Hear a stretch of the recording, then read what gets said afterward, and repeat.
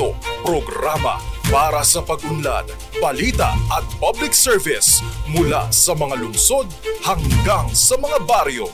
Dito lang sa DILG sa DZRH Break Time.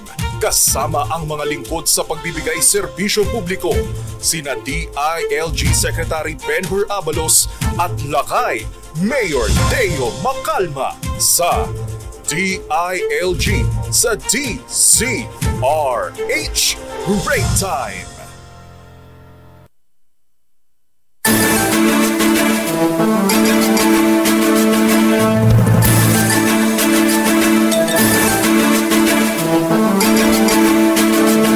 Magandang hapon, Luzon, Visayas, Mindanao.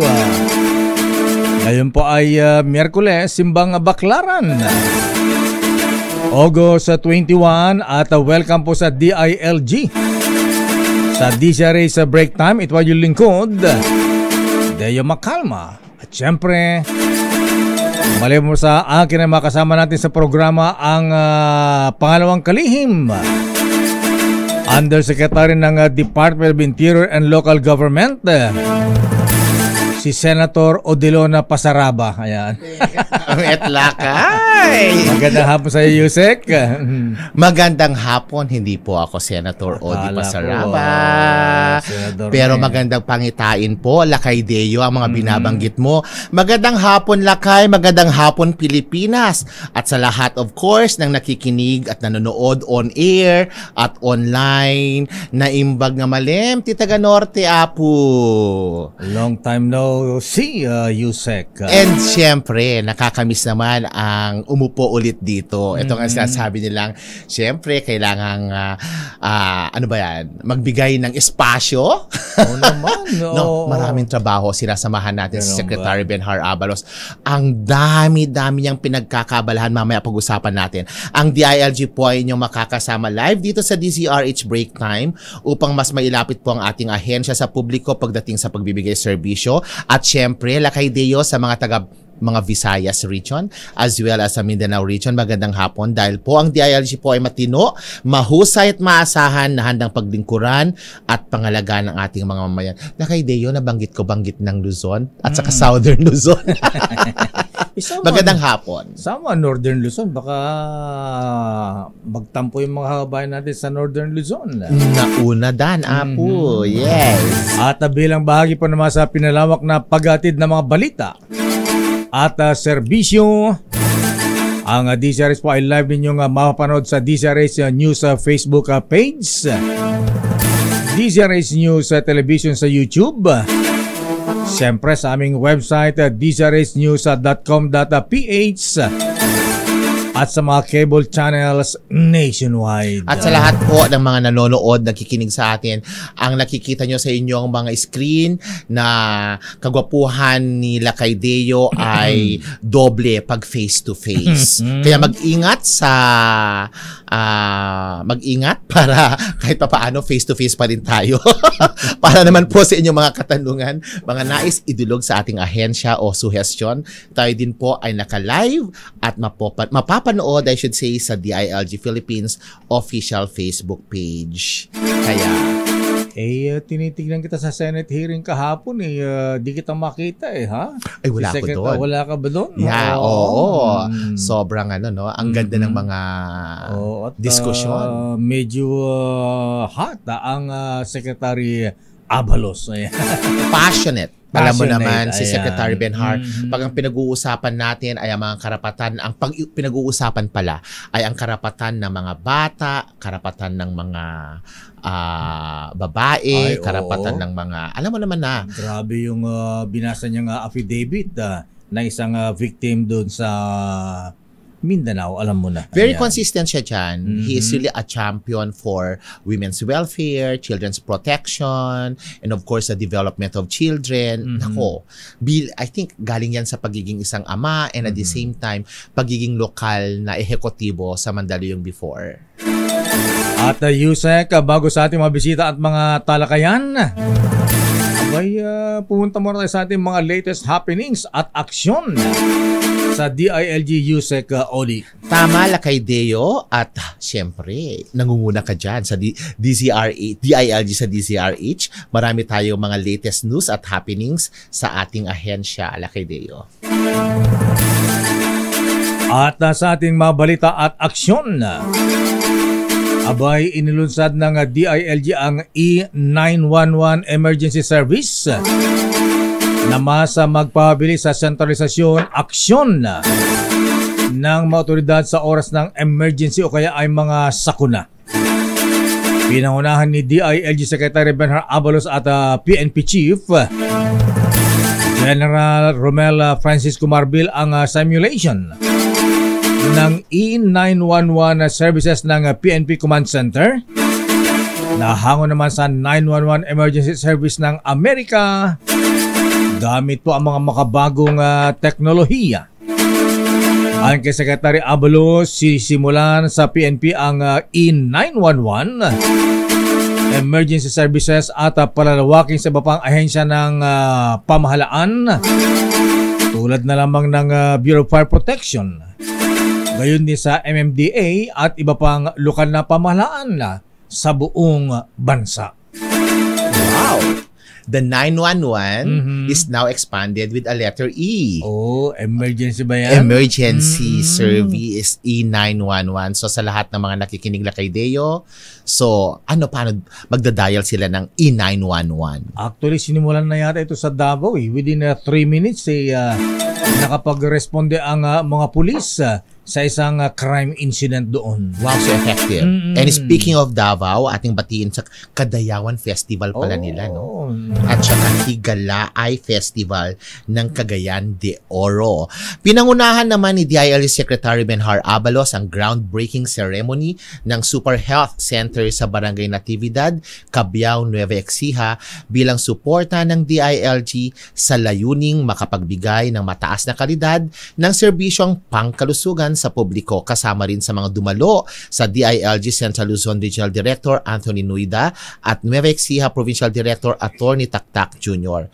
Kasabay niyan ay ang turnover din ng isang unit ng ambulansya sa Bureau of Fire Protection sa bayan ng Cabiao at medical mission, hatid ang libreng dental check-up at eye check-up sa tulong ng Department of Health at Philippine Chamber of Commerce and Industry. Wow!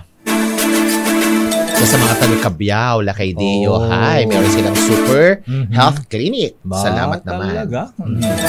Congrats. From the Department of Health. At bumisita naman si His Excellency Ambassador Luca Veron kay DILG Secretary Benhar Abalos para sa isang farewell call. Umalis na? Matapos ang kanyang paglilingkod bilang ambassador ng European Union EU to the Philippines. Nagpasalamat si Secretary Abalos sa ambassador sa pagpapanatili ng matatag na ugnayan ng Pilipinas at European Union. Ito lamang Agosto ay pinangunahan ni DILG Secretary Abalos at Ambassador Luca Veron ang launching naman ng training materials on the protection of women and children and the enhanced katarungang pambarangay. Wow. Yes. Napaka-rich or enriching ang ating relationship with European Union. Ito nga, pinag-uusapan natin kanina. Hi, Justice Mike at sa Justice Tess on the Justice Sectoral Zone, Justice Zones na meron tayong Tri-City na ilo-launch on September 3, Cagayan de Oro, Iligan City, and Iligan City and Cagayan de Oro, Iligan, the other city pa, Tri-City. Tawag nun, Iligan, Misamis, Oriental, Cagayan de Oro City. And may isa pang isa pa siya. Wherein, ang ganda, it's a new approach wherein itong mga parameters natin for enriching our justice system ay i-demonstrate at ilalatag Lakay Deo. Osamis. Yes, Osamis City. That will be on September 3. Okay? Pero ito, Lakay Deo, aabot sa higit na 3 na mga local executives ang inaasahang dadalo sa isasagawang Local Governance Summit 2024 sa Philippine International Convention Center. Imbitado ka, Lakay Deo. Ngayong Agosto, that's bukas, hanggang sa Friday. Layunin nitong paigtingin ang ugnayan at kooperasyon sa pagitan ng mga lokal, national at magiging international officials and organizations. Sa temang LGUs sa Bagong Pilipinas, Smart, Resilient and Driven, itatampok sa LG Summit ang mga sessions sa digital transformation, smart urban infrastructure at design, climate at disaster resiliency. Tatalakayin din ang social protection, peace and order, transparency, and accountability at maging people's participation.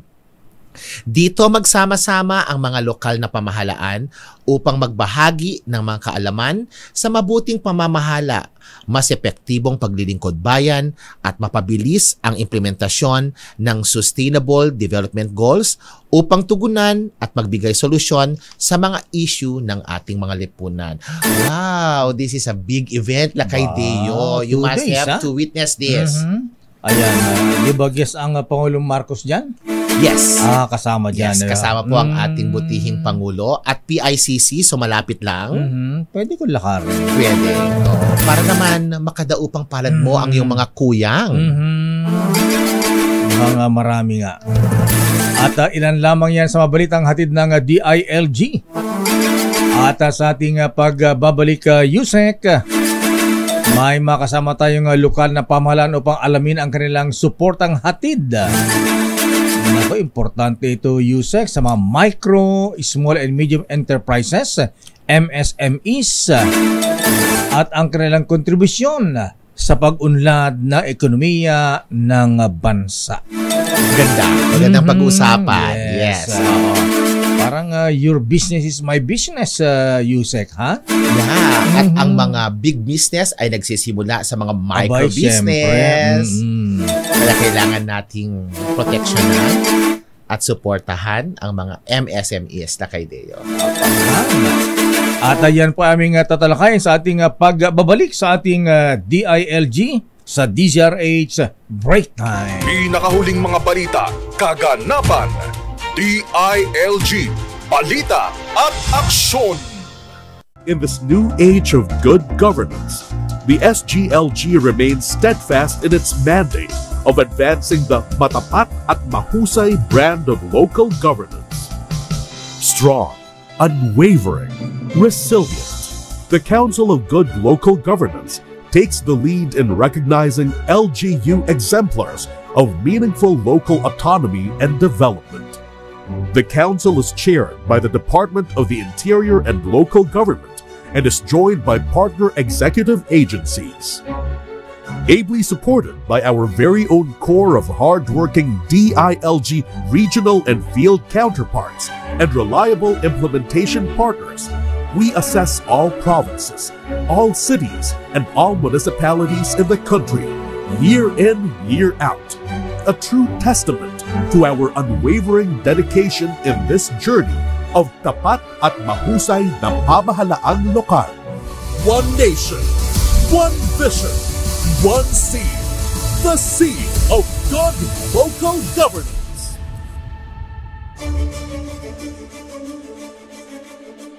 For natin dati yan. Kaya sa mga taga-Isabela. Hello, Isabela kay ganda. Magandang hapon.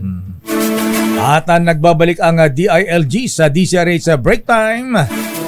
At ngayong araw ng Miyerkules, Yusek, ay ating tatalakayin ng programa na ating lokal na pamahalaan hatid. Ang suporta sa micro, small, and medium enterprises. Yusek. Tama ka dyan. Lakay, sa hapong ito ay ating kilalanin ang mga lokal na pamahalaan. Ito yung kagandahan ng DILG sa DCRH. Binaparata, pinapakilala at pinapadama natin ang mga accomplishments, ang kanilang mga performance at mga inisyatibo ng ating mga lokal na pamahalaan na binigyang parangal sa Department of Trade and Industry noong 2024 Presidential Recognition for Outstanding Development Partners, Lakay Deo. Ang bayan naman ng Midsayap mula sa lalawigan ng Cotabato sa kategoryang Improving Business Climate Category. Wow, no? Improving Business Climate Category para sa kanilang programang One Barangay, One Product, Midsayap. At Lakay Deo, hindi na magpapatalo ang mga taga Norte, ang Ilocos Norte, syempre. Dugong Ilocano ito. At sino makasama natin? At ang Ilocos Norte sa kategorya naman na Improving Access to Markets category, Northern Luzon para sa kanilang Producer to Consumer Program. Wow! Kaya naman ating alamin ang iba pang detalye kaugnay ng kanilang mga programa, Lakay Deo. Ating makakasama first ang punong bayan ng Midsayap, Mayor Rolando C. Sakdalan, at ang head ng Micro, Small and Medium Enterprise Office ng Ilocos Norte, si Ma'am Elma O. Gabriel. Lakay Deo, unahin muna natin si Mayor. Sige, take it away. Magandang hapon, Mayor Rolando Sakdalan, sir. Yes, magandang hapon sa iyo, Yusek Odilon Pasaraba and kay Lakay Deo Macalpa. Good afternoon. Good afternoon, Mayor. Take it away, Yusek. Kumusta po kayo dyan? Mayor, kumusta ang Midsayap? Yes, po excited. Panayam si Lakay Deo at si Yusek Odilon. Mainit ba ngayon? Umuulan? Batiin po natin ang ating mga kababayan sa Midsayap, Cotabato, Mayor Rolly. Yes, mga kababayan ko sa North Cotabato Province at sa mga karatig na bayan, lalo na dito sa bayan ng Midsayap, isang mainit na hapon sa ating lahat. Okay, Lakay Deo. Ang inyong bayan po ang natatanging LGU sa Mindanao, natatanging LGU, lokal na pamahalaan sa Mindanao, na nabigyang pagkilala ng Department of Trade and Industry through the 2024 Presidential Recognition for Outstanding Development Partners para sa inyong programang One Barangay, One Product, Midsayap. Maaari nyo bang ikwento sa amin kung ano itong One Barangay, One Product, Midsayap at paano po ninyo sinimulan ito, kumusta na siya ngayon, at ano na ngayon ang positibong impact nito sa ating Midsayap na munisipyo, Mayor Rolly? Okay. One Barangay, One Product or OBO ay programa namin for 44 barangay. Inumpisaan po namin ng year 2023, last year. At so far, last year, yung kalahati, aming munisipyo, 22 barangays, ay na-develop po namin ang mga produkto nila. Itong OBOC is a barangay-based livelihood program through product development at nag-help mag-generate ng employment, provide income opportunities, and mostly promote entrepreneurship sa residents ng bawat barangay through helping them in their production and development of their local specialty na recognized ng barangay na yon as their banner product. So, nagkaroon po tuloy ng magandang environment ang livelihood earning project na to and developed and promoted the culture of entrepreneurship in all barangays in Midsayap. So, yung OBOC Midsayap program economically empower the people of Midsayap. So, ganun po ang aming target beneficiary ay mga accredited, registered, and recognized rural-based groups and individual entrepreneurs in each barangay. Mayor Sakdalan, sir, bago ako magtanong, pakihinaan po ng konti yung monitor natin, Mayor, para hindi feedback. Ayan, para malinaw po yung ating usapan, talakayan. Ayan. Okay. At congratulations, Mayor. Abay, nakita ko yung video. Abay, ang Pangulo Marcos pala at Executive Secretary Lucas Bersamin ang nagbigay pa ng award sa inyo, Mayor Sakdalan, sir. Nakakatuwa. Opo. Anyway, Opo. At sa One Barangay, One Product program ninyo, Mayor, lahat po ba ng barangay sa Midsayap ay may kanya-kanyang locally made product na sinusuportahan ng programa? At ano-ano po itong mga lokal na produkto na maaring ipagmalaki o ipinagmamalaki ng bayan ng Midsayap, Mayor Sakdalan, sir? Ang 44 barangay po, yung unang, yung dami, laki. 22, yung kalahati, 20 barangays, batch 1, which is last year dinevelop, ay tumatakbo na po at binebenta na po sa mga tindahan, sa mga pasalubong center. At ito po ay tulad ng Sampalok candies from the Sampalok, kasi po maraming Sampalok po sa barangay. Meron mga tulad po nito, packaging, banana chips po. Banana chips. Meron po cultured mushroom, sila kasi isang barangay po doon. Masarap yan. Namin maging ron, mushroom crackers. Mga barangay po na barangay naman po paborito. Naku, mahina ang signal ni Mayor, nawawala. Mayor, pakiayusin lang natin yung signal natin at nawawala. Ang ganda yung pinapakita yung mga produkto nila, ha? Totoo. Ginutom ako bigla.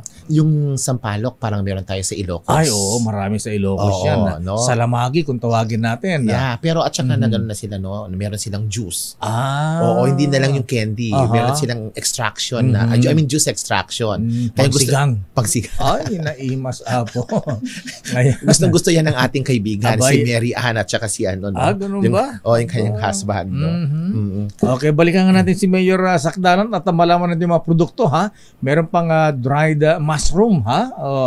Lakay din yung sinasabi niya is out of the 44 barangays, 22 ang miyembro or beneficiaryo nitong One Barangay, One Product. One Product. At ang kanyang leadership direction ay lahat ng 44 magkakaroon ng One Product, One Barangay. Bibihira yan, ha? Usually, dati, one town, one product. Nga ito, one barangay, one product, ha?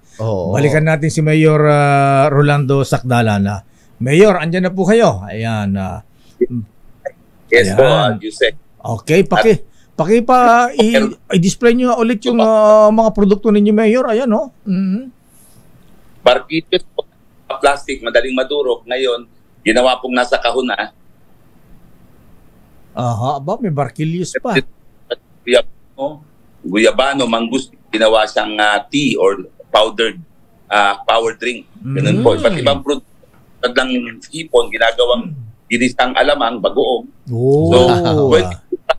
Po ang aming na-develop. At yung batch 2 po, this year, dine-develop po namin tulad netong mga wine, Calabas wine, wine, dine-develop na rin po to.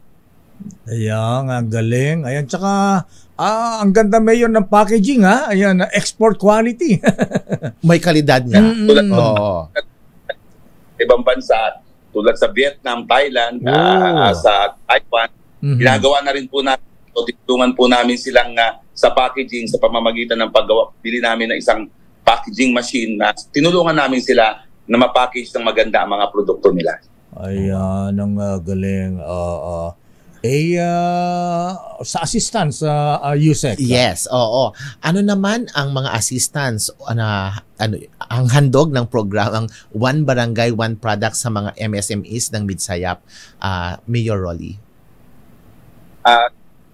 Ang mga bigay natin po ay unang-una capitalization. Nagbigay po kami ng 20,000 additional working capital per OBOC barangay recipient. Initially po, namili kami ng mga produkto nila. Then yung mga packaging materials nila, sinagot namin yung mga unam, no, pang-umpisa. Then nag-allocate po kami ng for 2 years ng 7.5 million para sa comprehensive assistance package, which is more on capability development and training, para matulungan sila with the convergence of other national agencies like DTI, DOST. So matulungan po sila sa business counseling, skills and entrepreneurial training, product design and development, appropriate technologies at mga marketing linkages among others po. Ito po yung mga patuloy naming ibinibigay sa ating mga OBOP recipients ng programa natin. Oo. Lakay Deo, kailan kaya nasimulan to ng Midsayap? Oo nga, kailan na nag-start ito, Mayor? Itong one barangay, one product po ninyo. At ano itulong? Paano malaki po ba itulong sa ekonomiya, pangkabuhayan ng inyong mga kababayan sa Midsayap, Mayor Sakdalan? Nung pagpasok ko po, my first term po, ay nakita ko po itong One Village, One Product po to sa Japan po to during the 80s. Kaya tayo po sa One Town, One Product. But in Japan and in Thailand, they're doing the One Village, One Program. So sabi ko sa DTI, pwede ba mag-step up na kami sa OTOP para bawat barangay naman may mga specialties, may mga raw materials. So noong 2022, pag-upo ko po ay kinonceptualize namin at pinondohan po namin noong 2023 at nagpagawa po kami ng isang worth 7.5 million na building, 2-story, para maging pasalubong center at magkaroon ng coffee shop, pati yung mga food na katanin at mga kape, sikwate ay magawa po doon. Nag-umpisa po to last year po at patuloy po this year at malaki po ang impact sa ating mga taga-barangay dahil nagkaroon po ng entrepreneurship sila.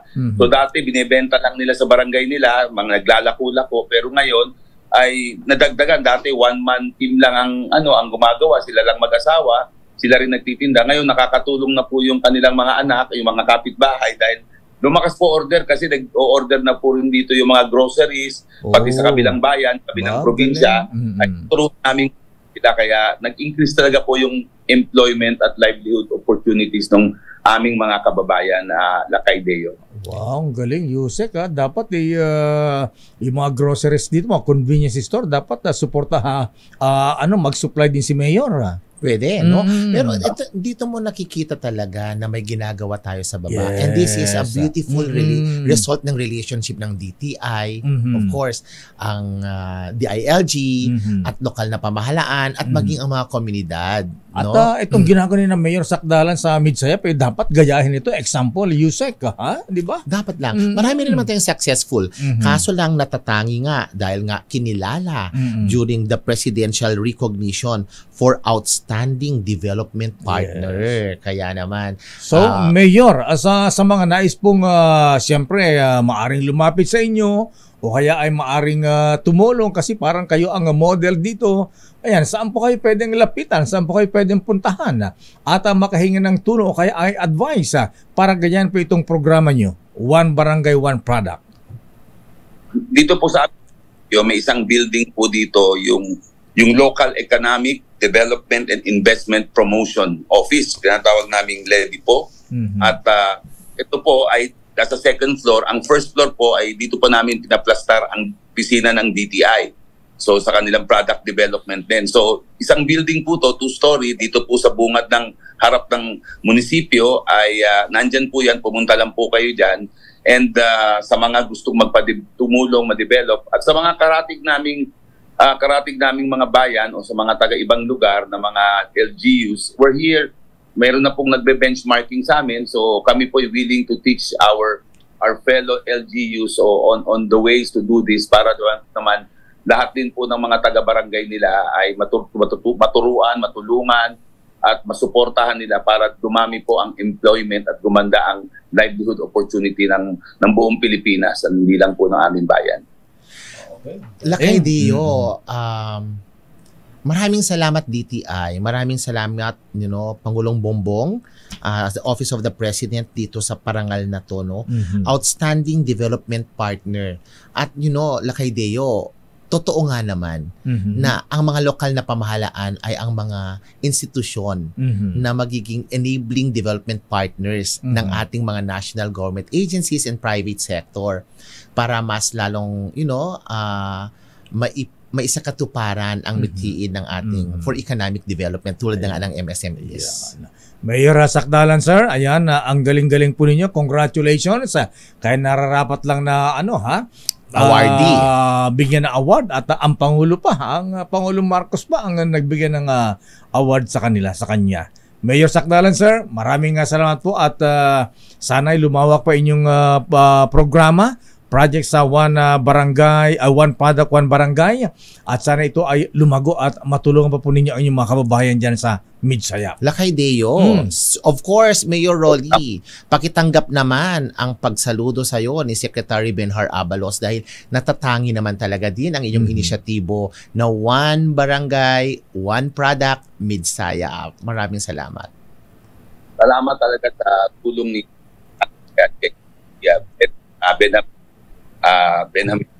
Benhar Abalos. Of course, ito yung aming mantra ng pagbangon at pagbabago sa bagong Pilipinas. Of course, sa bagong Pilipinas ni Presidente Bongbong Marcos. At of course, ang governor namin, si Governor Lala Talinio Mendoza, ay malaki po ang naitatulong sa amin. At ang Jasmine Arabic po, ang lady po officer at ang kanyang mga staff. Salamat po sa kanila. Gov Lala, good afternoon. Maraming salamat, Mayor Rolando Sakdalan ng Midsayap, Cotabato. Nakakatawa ng mga marinig mga ganyan na Yusek, minsan ni Yusek yung travel, minsan nakatulong diyan, may manakita ka sa abroad na magandang ginagawa na pwedeng kayahin at sabi nga niya, nagaya niya sa Thailand at Japan. At parang sinasabi mo na kailangan ang DILG sa DZRH on-site na din. On-travel. At mula sa Cotabato, dumako naman tayo sa Ilocos, Yusek. Yeah. Gusto po nating ipakilala si Ma'am Elma O. Gabriel, ang MSME Head ng Ilocos Norte. Naimbag nga mali, Ma'am Elma. Mama Elma Gabriel, naimbag nga mali. Apo. Uy, batang-bata Magandang hapon po. Batang-bata pala, hindi pala si Ading pala ito, si Ading Elma Gabriel. Ayan, parang teenager lang si Ma'am Elma Gabriel. Ayan, naimbaga mali po. Naimbaga, good afternoon. Well, sir, naimbag nga malim tayo amin, sir, ken lalo ka kita viewers and listeners po ng program yung DILG sa DCRH Break Time. Wow. Take it away, Yusek. Oo. Ma'am Elma, congratulations. And of course, Governor Ilocos Norte is Governor Matthew Marcos Manoto. Right. Hi, Gov. Yeah, at sa lahat, of course, ng taga Ilocos Norte, congratulations dahil ang probinsya nyo ay kinilala sa DTI 2024 Presidential Recognition for Outstanding Development partners, particularly Producer to Consumer Program.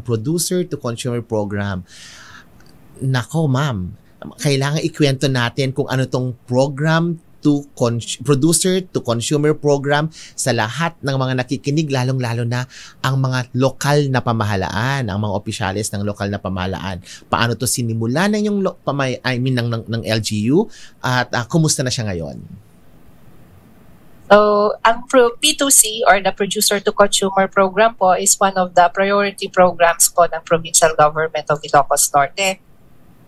And yan po is to help po yung mga local MSMEs natin, especially po yung mga producers, manufacturers, processors, and our farmers also, para they can sell their products directly to consumers. And we eliminate the presence po of our middleman. So, yun po yung na-provide natin. Aside from that po, yung P2C program po natin was started po noong 2017 pa. Okay. And this was during the term of our former governor, Senator Amy Marcos. And tapos we forged po an partnership with the Quezon City government. Okay. And then po since the program po, yung project po na P2C naging effective tool po to promote our local products at para magkaroon din ng market presence po ang aming local MSME sa national level, tinuloy-tuloy po ng administrasyon po ni Governor Math. And now po, And hindi na lang po ngayon Quezon City, kundi pati na rin po ang city government po ng San Juan. Yan ang maganda. And yes po, and our governor is very active po in looking for potential partners pa in Metro Manila po. Yan ang maganda, Yusek, yung may continuation ba yun ng mga magagandang project? Ito yung sinasabi ng sustainability, 2017. Ayan, so 7 years na pala ito ngayon. Wow. Laki Deo. At ading Elma, ayan, paano po pinapakilala sa P2C programa ang mga likang produkto ng Ilocos Norte? Ha? Ano ba ang mga ito at paano ito isinasagawa dyan sa Ilocos? Bali po, ang P2C po, we partnered po with the highly urbanized cities in Metro Manila. So pupunta po ang P2C sa Quezon City Hall or kung ano po yung place na designate po na selling area. Sa San Juan naman po, sa within the City Hall po. And also Quezon City is within the City Hall premise din po. Wherein nagkakandak po kami ng regular selling activity. And then ang ginagawa po ni PGIN, aside from partnering with local government units, ang ginagawa po is meron po kaming monthly conduct doon sa areas po na binibigay po na venue po ng aming local government partners. And then we provide po, we subsidize po yung fuel nila. Sa amin po is we give a certain percentage of their fuel expense. We provide po yung transportation nila. Mobility support, and then for our yes po. And then for our LGU partners, binibigyan po kami ng free use of the venue. And then they accommodate us po, even yung binibigyan po kami ng permit to mount po yung trade fair po sa area nila. Lakay Deo, sila ang bumubuhay ng Kadiwa ng Pangulo program. Actually, ito na nga, parang Kadiwa na yung kasi direct na sa consumers. Exactly. Mula sa mga farmers, producers, ayan, ang ganda. Oo. Walang middleman na magmamanipulate ng presyo. Exactly. And Lakay Deo, ito fresh from the farm. Kaya pala dito sa Quezon City, yung hallway nila, nako naman, mukha nangangamoy na Ilocos ang mga produkto, no? Mga high value crops, nandiyan din yung ating mga meat products, utong, kabatiti, tarong. Kaya pala, sabi ko na ganito. Asukang Iloco, ayan. Ang galing. May panada ba dyan? Yes po. We are also bringing our empanada po, our sukang Iloco, our bawang. Kung gusto nyo po, Inabel products, mga coco products, dragon fruits. Ma'am Elman, naghanap ako noon nung Kadiwa ng Pangulo sa Quezon City ng niladit or Mickey. Okay. Anyway, we also serve Mickey po and pakbet na rin. Naimas na dyan. Luto na. Luto na. Yes po. O kaya top with bagnet. Wow. Anyway, Yusek, anday pa sana natin itanong kay Ading Elma Gabriel, ang MSME head sa Ilocos Norte. Kaya lang may busan tayo iti oras. Siguro hingan natin ng ng statement, Yusek, si Ading Elma kung ano ang dapat gawin, ano ang may tutulong nila sa ating mga kababayan na nais ding sundin o kaya gayahin yung kanilang programa dyan sa Ilocos Norte. Producer to Consumer program ni Governor Manotoc. Ma'am Elma, proceed please. Yes po. So, ang maganda po sa Producer to Consumer program is pwede itong i-duplicate. So, for LGUs who would like also to showcase their products, hindi lang po sa local level, but to go outside. And even for potential export na rin, kailangan lang po na we need to support talaga yung local MSMEs natin kasi ang number one problem nila is aside from access to finance, kailangan talaga nila yung access to markets. So, malaki po ang pagtutulungan ng various agencies, support agencies, para magkaroon sila ng access to markets.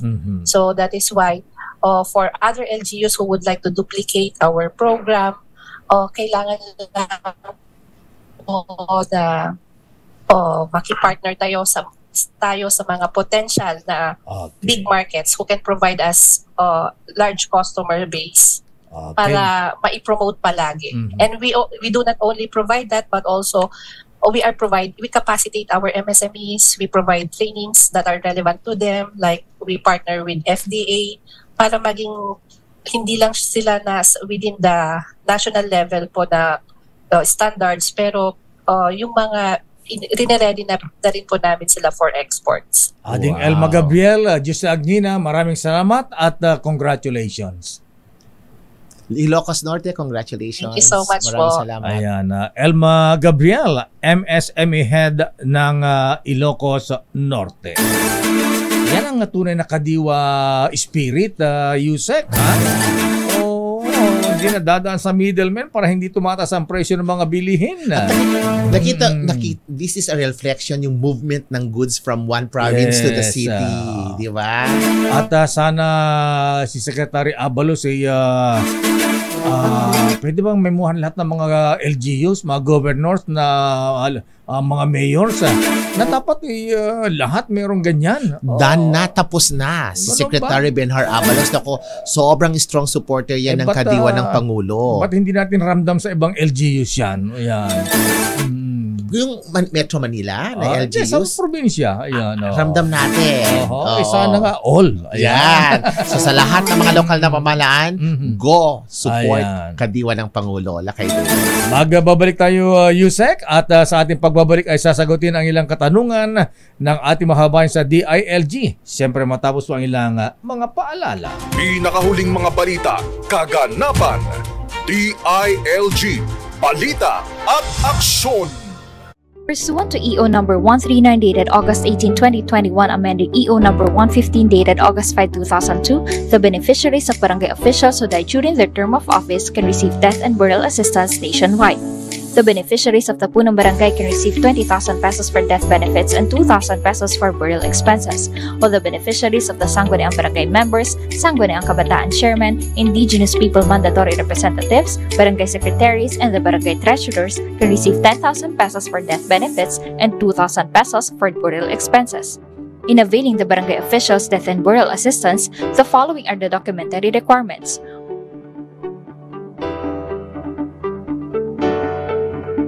The total processing time of barangay officials' death and burial assistance is 46 working days, including the 20 working days for the DBM to release the fund. Since the implementation of the BODMA program in 2002, the DILG has provided a total amount of 686,386,000 death and burial assistance to the beneficiaries of the DBOs.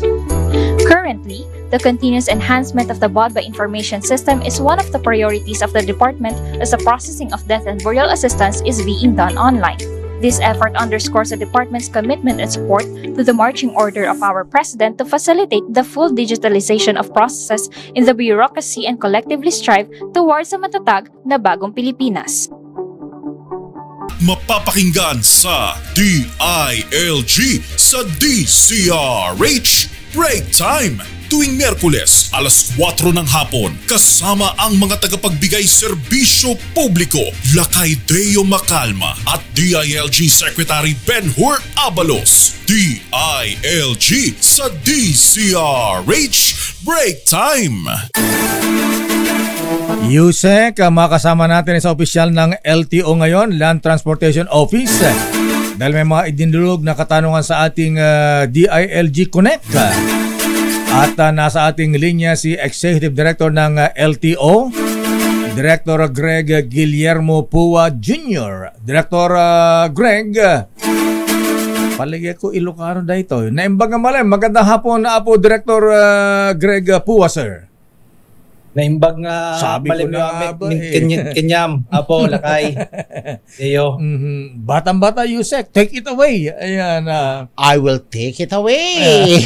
Not him away. Hello, Apo Mayor Greg Guillermo Pua Sr. ng San Mateo, Isabela. Anak ni Mayor. Siyempre. Si Mayor. He cannot go above the source. Okay.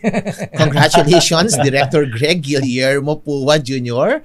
Ang katanungan po ay nanggagaling sa isang concerned citizen. Meron kasi kaming DILG Connect na ini-launch ni Secretary Benhar patungkol sa pagbibigay linaw kung allowed ba na magkumpiska ng lisensya ang LGU. Director Greg, maaari po bang kumpiskahin ng LGU o ng traffic enforcer ng lokal na pamahalaan ang lisensya ng isang motorista? Yusek, as a general rule po, hindi po pwedeng kumpiskahin ng isang local traffic enforcer ang lisensya po ng ating mga motorista unless they are deputized by the LTO. Kailangan may deputization. Okay. So, kailangan bigyan natin ng linaw yan. Specific Yes, ba ang deputation order doon sa traffic enforcer or sa institusyon? Sa traffic enforcer po, Yusek. Okay, Bali, isa-isa po yan, Yusek. Isa-isa pong dinedeputize po namin yan. Isa-isa rin po silang required na mag-conduct ng seminar at dapat po ay maipasa rin po nila ang examination. So, Director Greg Apua Jr. Apo, sino po ang maaring magkumpiska lamang ng lisensya mula po sa traffic enforcers natin sa mga LGUs? LTO lang po and its deputized agents na kay. Okay. This is also pursuant the Joint Memorandum Circular of DILG and DOTC at that time in 2008 wherein it stated that the LGU can only issue a traffic citation ticket but only LTO or its deputized agents can confiscate driver's licenses. Ayun. Kaya I remember this. Sobrang binigyang linaw ito noon ng LTO kasama si Secretary Benhar Abalos dahil sa mga kaganapan nga, no? Sir Greg? Yes po. Yes po, Yusek. This was that Joint Memorandum Circular was reiterated by our Secretary Benhar Abalos last September 2022. Yeah, tama yan. So, ano ang at the minimum, sabi mo nga, general rule, LTO are the enforcers nitong mga tickets na to for confiscation ng mga lisensya. As the minimum requirements, itong mga traffic enforcers, ano ang mga pwede nilang gawin sa mga violators kung hindi nga sila na-deputize? So sa lahat ng mga nakikinig, kailangan pala may deputation order from LTO. Kung wala, ano yung maaari lang pwedeng gawin sa kanilang sa mga violators, Director Greg? Opo, Yusek, they can issue their ticket. Meron pong tinatawag na ordinance violation ticket sa Metro Manila. It depends po kung how was the traffic rules of the certain LGU was created.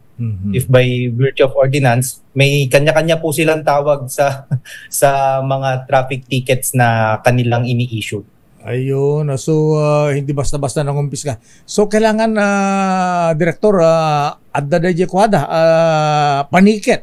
Sabi nga, kasi iba, walang paniket. Naninita lang minsan.